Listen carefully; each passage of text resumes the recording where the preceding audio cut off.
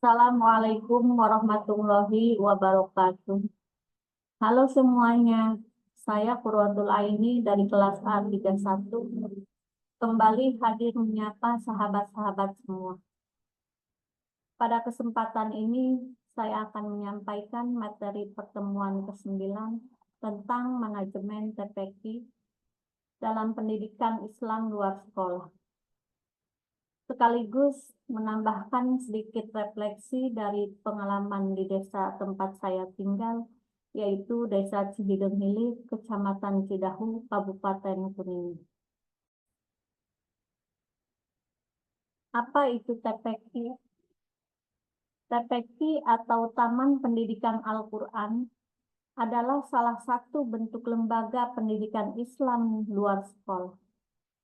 Fungsinya adalah untuk mengajarkan membaca dan menulis Al-Quran, serta membekali anak-anak dengan dasar-dasar agama Islam, mulai dari akidah, ibadah, hingga akhlak. Sasaran TPQ biasanya menyasar anak-anak usia pra-TK hingga SD. Dan alhamdulillah di desa saya, TPQ masih menjadi tempat yang penting untuk pembelajaran agama di sore hari. Prinsip dan fungsi manajemen TPQ. Dalam pengelolaannya, manajemen TPQ memiliki prinsip-prinsip penting seperti 1. Pembagian tugas yang seimbang. 2. Adanya kejelasan wewenang dan tanggung jawab. 3. Solidaritas antar pengurus. 4. Mendahulukan kepentingan lembaga. Fungsi manajemen TPQ secara umum mencakup 1. Perencanaan atau planning, seperti menyusun visi, misi, dan program TPQ. 2.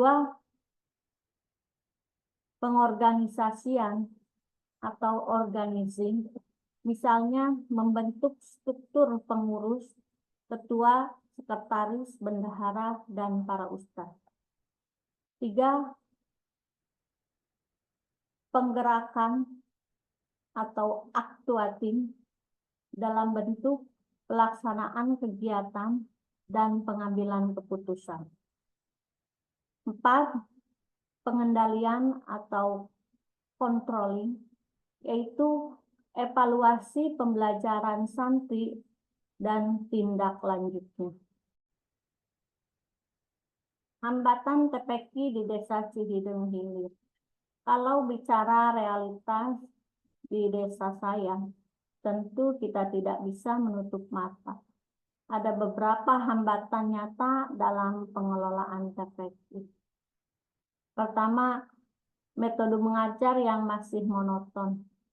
Banyak ustadz dan ustadzah hanya mengandalkan metode ceramah, sehingga anak-anak jadi cepat bosan dan kurang antusias mengikuti pelajaran.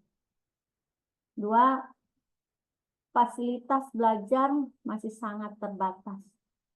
Banyak TPQ belum punya ruang khusus, tidak ada alat peraga, bahkan kekurangan buku Iqra. Belajarnya pun sering numpang di musola kecil atau rumah warga. Ketiga, minat anak-anak, terutama yang remaja, mulai menurun. Faktor teknologi seperti HP, game, dan media sosial kadang membuat mereka lebih tertarik ke hal lain daripada datang ke TPQ. Dan yang terakhir, tentu saja soal dana. Sebagian besar TPQ masih mengandalkan impak adanya dari masyarakat. Tidak ada dukungan rutin dari lembaga resmi atau pemerintah. Solusi sederhana. Menurut saya, beberapa hal yang bisa dilakukan di tingkat desa adalah: satu, mengadakan pelatihan metode mengajar bagi ustadz-ustadzah. Dua, menggalang gotong royong masyarakat untuk memperbaiki ruang dan alat belajar. Tiga, menciptakan kegiatan yang lebih menarik dan menyenangkan untuk anak-anak. Empat, membuka unit usaha yang hasilnya disalurkan untuk mendukung operasional TPQ. Karena TPQ bukan hanya tanggung jawab guru ngaji, tapi tanggung jawab kita semua sebagai masyarakat yang peduli dengan masa depan generasi Islam. Demikian pemaparan saya tentang manajemen TPQ dalam pendidikan Islam luar sekolah.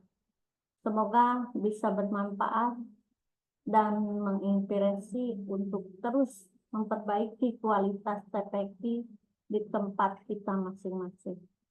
Akhirul kalam, wallahul muwaffiq ila aqwamit thoriq.